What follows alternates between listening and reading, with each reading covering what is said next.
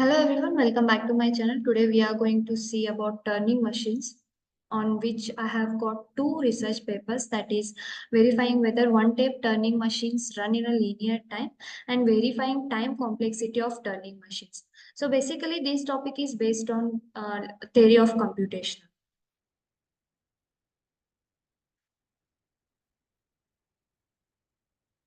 Abstract of these papers is that we discuss the following family of problems parameterized by integers c greater than or equal to 2 and d greater than or equal to 1. Does a given one-tape q state turning machine make at most cn plus d steps on all inputs of length n or for all n? Assuming a fixed tape and input alphabet, we show that these problems are co-NP type and we provide good lower bounds. Specifically, these problems cannot be solved in big O of Q C minus 1 by 4 non-deterministic time by multi-tape turning machines. We also show that the completeness of these problems can be solved in big O of Q C plus 2 non-deterministic time and cannot be solved in big O of Q C minus 1 by 4 non-deterministic time by multi-tape turning machines. So let's go in a brief. One of the goal of researching in this field computational complexity is to understand the computational better. While turning machines are basic model of computation, we cannot algorithmically tell even whether a given turning machine halts on an empty input. So we have to ask a simpler question or use a simpler model to analyze this. Assume we have a fixed function t t, that is n equals to r greater than 0, a natural question to ask is whether a given turning machine runs in a time t of n. That is, does a given turning machine make at most t of n steps on all computational on inputs of length n for all n? Note that there is no big O notation in the question. The reason for this is the Floric result, that is undecidable even whether the given one-tape turning machine runs in a time big O of 1. Furthermore, it was proven in that the above mentioned problem is not decidable by linear function t. If we allow a multi-tape turning machines as an input, on the other hand, if we restrict the input to one-tape turning machines, then for each C t belongs to n, we get a decidable problem. Does a given non-deterministic one-tape turning machine run in a time Cn plus d? We name this problem halt Cn plus d. There exists a different notation of running time of a non-deterministic turning machine in the literature. However, this works the length of the longest computation on an input is taken as a measure for a time needed to halt the input. We also consider problem d halt Cn plus d, which are analogous of a problems halt Cn plus d for a deterministic one-tape turning machine as an input. While one tape turning machine can solve the same problem as a multi-tape turning machines, they are a bit slower, however a bit simpler to analyze. It is well known that one can stimulate a multi-tape turning machine that runs in a time t of n with a one-tape turning machine that runs in a time big O of t of n into 2, and the quadratic slowdown is inherent.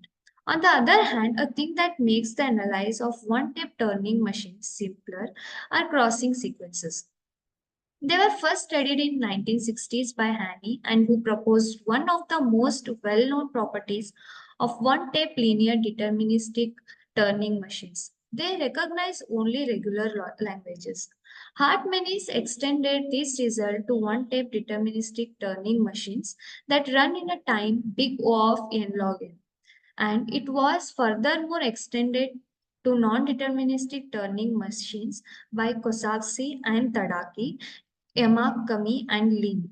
If we would take a different definition of running time of a non-deterministic turning machine, such as considering only a shortest expecting computation, then the linear time on one-tape deterministic turning machines could be able to accept also non-regular and even NP complete languages. We do not consider such machines In we can find a summary of results about one-tape linear turning machines of a different types.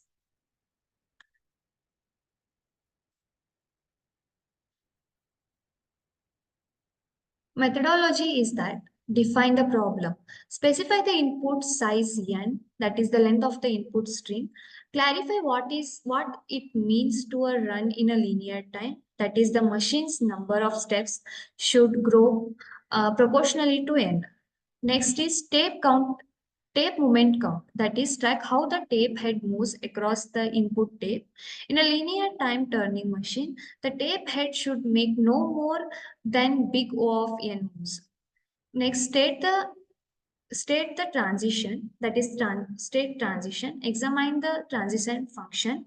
The machine should not enter cycles or state that would cause it to revisit a tape location more than a constant number of times.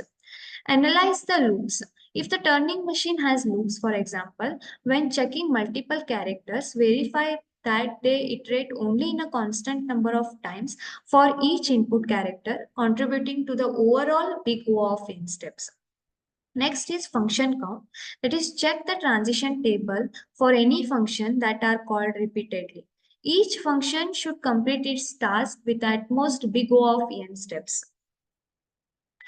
Next, stimulate the machine. That run the machine on the several input strings of increasing size, count the number of transition and verify that it grows linearly with the respect to the input size. Last, estimate the upper bound. Determine the upper bound on the number of transition based on the structure of the transition machine. Ensure that the bond is C into N, where C is a constant.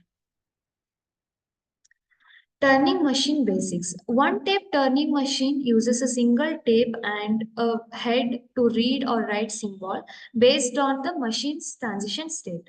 Whereas linear time definition is a running linear time means machine finishes computational in big O of n step where n is the size of input.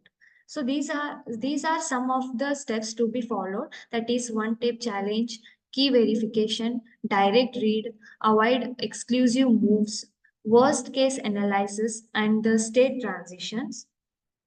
Simple problems should be taken. Complex problems like more complex computational, the one-tape turning machine may require non-linear time due to limitation in accessing different parts of a tape efficiently. Whereas in a simple problems for straightforward tasks like copying a simple decision problems, one-tape turning machine can often achieve a linear time. Stimulating the machines on a different input sizes provide empirical evidence of its time complexity. Head movements, whereas exclusive tape head movements, particularly revisiting portions of the tape, can indicate non-linear behavior.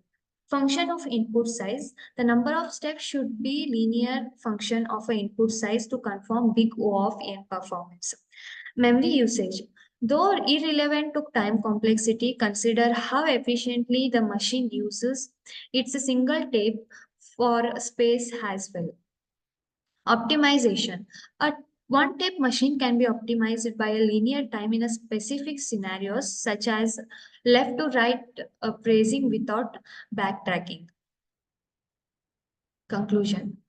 Verifying linear time requires that the machine process each input symbol efficiently without unnecessary revisit or exclusive tape movement, ensuring the number of tapes grow proportionally to input size.